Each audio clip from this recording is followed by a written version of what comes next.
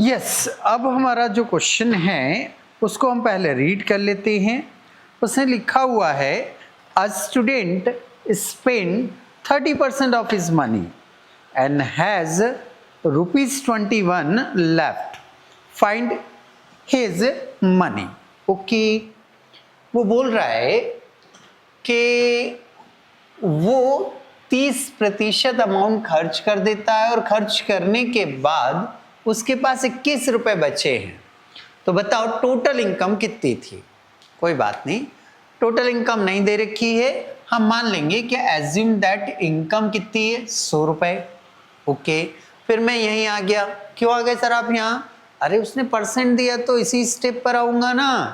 अच्छा ठीक है सर, आ जाओ। तो इस इनकम का कितना परसेंट निकालना मुझे? 30%। तो 100 का कितना कैलकुलेट करना आपको? 30%। ओके, 30% कैलकुलेट किया तो 30 रुपीज उसका खर्च आ गया, उसका एक्सपेंसेस आ गया।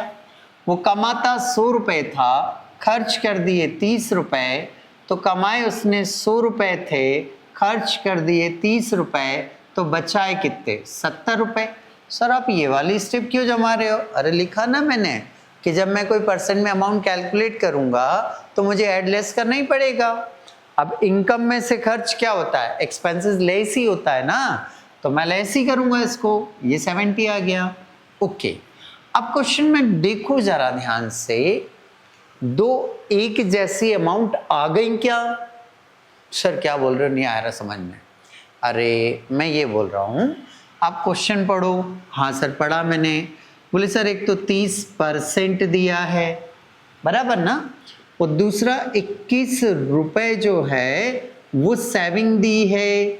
हाँ, मैं ये तो पढ़वाना चाह रहा था आपको कि जो परसेंट में दिया वो तो आप भूल जाओ, जो एक्चुअल रुपए में दिया है वही हमें निकालना पड़ता है। जो उसने एक्चुअल रुपए में दिया है ना सेविंग, ये जो 21 रुपए सेविंग दिए ना, यही हमें निकालना थी। तो मुझे इससे पता चल गया था कि कुछ भी करके मुझे सेविंग निकालना है। फिर उधर से एक बच्चा बोल रहा है सर जब दी है तो फिर निकालना क्यों? हाँ ये बात भी सही है, ये क्वेश्चन भी सही है। ये जो अमाउंट दी है ना, ये आपकी कौन सी अमाउंट है? एक्चुअल।